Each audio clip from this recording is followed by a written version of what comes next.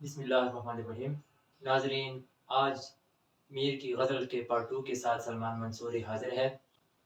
کل ہم نے اس غزل کے 3 اشعار کی تشریح کی تھی۔ آج اس غزل کے 4 اشعار کی تشریح ہم کریں گے۔ تو آئیے بڑھتے ہیں۔ شعر نمبر 4، دل سے رخصت ہوئی کوئی خواہش، گرے کچھ بے سبب نہیں آتا۔ یہ شعر ہے، اس کے ساتھ ایک حوالے کا شعر ہے، اور اسی شعر کے مشکل الفاظ کے معنی بھی میں نے آپ لوگوں کے لیے لکھے ہیں۔ تو حوالے کا شعر جو ہوتا ہے، جب آپ پیپر میں اس شعر کی تشریح کرتے ہیں تو تشریح لکھنے کے بعد آپ نے یہ شعر لکھنا ہوتا ہے، تو اس سے آپ کی جو تشریح ہے اس کا وزن بڑھ جاتا ہے، ایک اچھا امپیکٹ ہے، ایک اچھا تاثر پڑتا ہے پیپر چیکنگ والے پہ۔ ہاں، اگر آپ کو یہ یاد نہیں ہوتا تو اتنی بڑی بات بھی نہیں ہے، ٹو دی پوائنٹ بہترین تشریح لکھیں، اور اگر ہو سکے تھوڑا اس کو تفصیل سے لکھے، لینتھی لکھے، تو بھی آپ کے نمبر انشاءاللہ اچھے آئیں گے۔ دل سے رخصت ہوئی کوئی خواہش، گریا کچھ بے سبب نہیں آتا۔ تو مشکل الفاظ کے معنی، رخصت کہتے ہیں چلے جانا، خواہش ارمان، گریا رونا، آنسو بہانا، 4 بے سبب بے وجہ۔ تو اچھا، یہ خواہش لکھا تو خواہش جاتا ہے، لیکن اسے خواہش پڑھا جائے۔ اچھا، اس شعر میں شاعر کہتا ہے کہ یہ جو میں لگاتار رو رہا ہوں، میرے دل میں ایک ارمان تھا، ایک خواہش تھی کہ میں محبوب کو اپنا بنا لوں گا، محبوب میرا ہو جائے گا، مجھے محبوب کی محبت مل جائے گی، محبوب کا خود نصیب ہو جائے گا، ایک نہ ایک دن وہ میرا ہو ہی جائے گا۔ لیکن جب محبوب مجھے نہ مل سکا تو اب اس کے پیچھے لگاتار آنسوؤں پہ آنسو بہا رہا ہوں۔ آنسوؤں کی ایک لڑی ہے جو کہ میرے آنکھوں سے جاری ہے۔ حوالے کا شعر آپ نے اس طرح لکھنا ہے: مبتلائے درد کوئی عضو ہو روتی ہے آنکھ، مبتلائے درد کوئی عضو ہو روتی ہے آنکھ، کس قدر ہمدرد سارے جسم کی ہوتی ہے آنکھ، کس قدر ہمدرد سارے جسم کی ہوتی ہے آنکھ۔ آئیے نیکسٹ شعر کی طرف، شعر نمبر 5 کی طرف۔ حوصلہ شرط عشق ہے ورنہ بات کا کس کو ڈھب نہیں آتا۔ تو مشکل الفاظ کے معنی اس کے پڑھ لیتے ہیں۔ حوصلہ کہتے ہیں برداشت، شرط عشق، عشق کی شرط، 3 ہے ڈھب طریقہ، ڈھب کہتے ہیں طریقہ۔ حوصلہ شرط عشق ہے ورنہ بات کا کس کو ڈھب نہیں آتا۔ اس شعر میں شاعر کہتا ہے کہ عشق میں کامیابی کے لیے عظیم حوصلے کا پاس ہونا ضروری ہے۔ آپ کے پاس اگر حوصلہ نہیں ہوگا تو عشق میں کبھی کامیاب و کامران نہیں ہو سکتے، کیونکہ عشق کی پہلی سیڑھی صبر و تحمل ہے۔ اگر یہ بندے کے پاس نہ ہوگا تو عشق میں وہ کبھی کامیاب نہیں ہو سکتا۔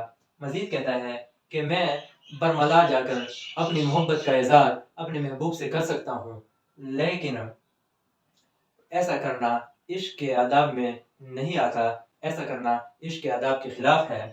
تو میں حوصلے سے کام لے رہا ہوں، محبوب کی جدائی کے لمحات کو صبر سے برداشت کر رہا ہوں۔ حوالے کا شعر اس طرح ہے کچھ ایسی ہی بات جو چپ ہوں ورنہ کیا بات کر نہیں آتی،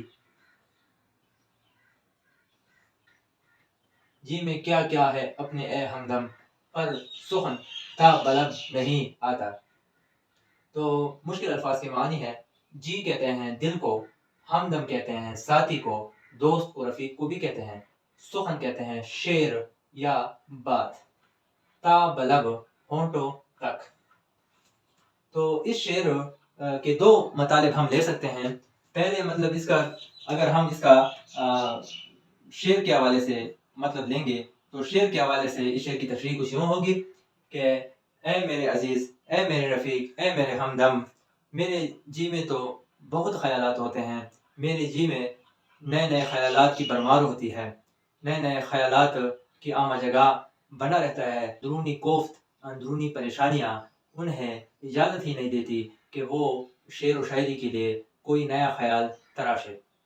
اچھا، اس شعر کی اگر ہم سخن کو بات کے معنی میں لیتے ہیں تو اس کی تشریح اس طرح ہوگی۔ اس شعر میں شاعر کہتا ہے کہ اے میرے ہمدم، اے میرے ساتھی، میرے دل میں ڈھیر ساری باتیں ہیں جو کہ آپ سے میں نے کرنی ہے، لیکن جب آپ کا میرا سامنا ہوتا ہے تو وہ باتیں جو کہ مجھے آپ سے کرنی ہے وہ بھول جاتا ہوں۔ دراصل شاعر غموں کا، مصیبتوں کا، دکھ درد کا ستایا ہوتا ہے، کیونکہ اکثر شاعر جو ہے شرمندگی محسوس کرتا ہے یا پریشان ہوتا ہے، جس کی وجہ سے اپنے لب کھول نہیں پاتا کہ اس کے دل میں جو باتیں ہیں وہ اپنے دوست کو سنا سکے۔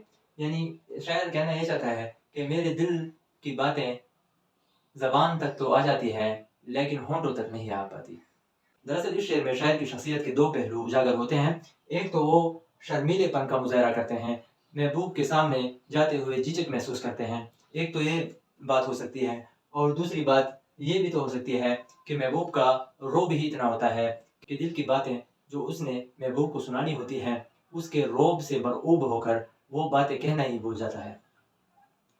اور اس شعر کی اگر دوسرے طرز پر ہم تشریح کریں گے، یعنی سخن کا مطلب شعر کے حوالے سے لیں گے، شعر و شاعری، تو اس کی تشریح اس طرح ہوگی، یعنی شاعر کہتا ہے اے میرے ہمدم، اے میرے دوست، میرے دل میں، میرے خیال میں ڈھیر ساری باتیں ہوتی ہیں جو کہ میں نے کہنی ہوتی ہیں۔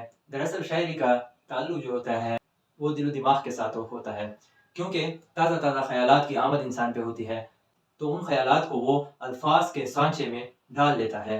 تو شاعر کہتا ہے کہ میرے دل میں، میرے خیال میں، میری سوچ میں، میرے فکر میں ڈھیر سارے خیالات ہوتے ہیں، نئے نئے مضامین مجھ پر اترتے ہیں، تو ان کو ایک خوبصورت الفاظ کا جامہ پہنانا یہ ایک شاعر کا کام ہے۔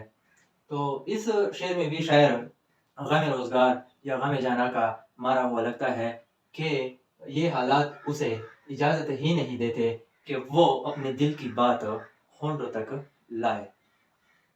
بہرحال حوالے کا شعر، یہ دستور زباں بندی ہے کیسا تیری محفل میں، یہ دستور زباں بندی ہے کیسا تیری محفل میں، یہاں تو بات کرنے کو ترستی ہے زباں میری۔ اچھا جی، آخری شعر کی طرف آئیں گے۔ اس غزل کا جو آخری شعر ہے، یاد رکھیے کسی بھی غزل کا جو آخری شعر ہوتا ہے وہ مقطع کہلاتا ہے، وہ مقطع کہلاتا ہے، ٹھیک ہے؟ تو پڑھتے ہیں۔ دور بیٹھا غبار میر ان سے، عشق بن یہ ادب نہیں آتا۔ مشکل الفاظ کے معنی ہیں غبار میر، میر کا غصہ، ادب کرینہ یا لحاظ۔ اس شعر کی تشریح میں جانے سے پہلے آپ کو یہ معلوم ہونا چاہیے کہ غبار میر سے کیا مراد ہے۔ غبار میر سے مراد ہے میر کا غصہ۔ تو شاعر اس شعر میں کہتا ہے کہ میر تقی میر اپنے محبوب پر کبھی اپنے دل کی بڑاس نہیں نکالتا، کیونکہ یہ عشق ہی ہوتا ہے جو اپنے محبوب کا ادب کرنا انسان کو سکھاتا ہے۔ دراصل اس شعر میں شاعر کی فطرت کی عکاسی بخوبی ہوتی ہے۔ میر تقی میر جو تھے وہ ایک نازک مزاج شخص تھے، معمولی بات پر غصہ ہو جانا ان کا شیوا تھا، ان کی عادت تھی۔ دراصل اس نے بچپن میں بہت برے حالات کا سامنا کیا تھا، اپنوں نے بھی اس کے ساتھ اچھا سلوک نہیں کیا تھا، بچپن میں یتیم ہو گئے تھے، تو شاید یہی وجوہات تھی جس کی وجہ سے اس کی طبیعت میں چڑچڑاپن آ گیا تھا۔ تو اس شعر میں شاعر نے اپنی شخصیت کی عکاسی کی ہے کہ باوجود غصیلی طبیعت کے میں اپنے دل کا بڑاس، اپنا غصہ کبھی بھی محبوب پر نہیں نکالتا، کیونکہ ایسا کرنا عشق کے آداب کے خلاف ہو جائے گا۔ تو یہ عشق ہی ہوتا ہے جو انسان کو محبوب کا ادب کرنا سکھاتا ہے۔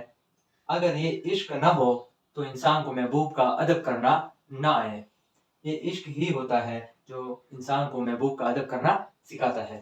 جب آپ یہ شعر لکھ دیں، تشریح لکھ دیں، اس کے بعد حوالے کا شعر لکھیں، تو اے فنا عشق کے دستور تجھے کیا معلوم، اے فنا عشق کے دستور تجھے کیا معلوم، عشق میں دل ہی نہیں سر بھی دیے جاتے ہیں۔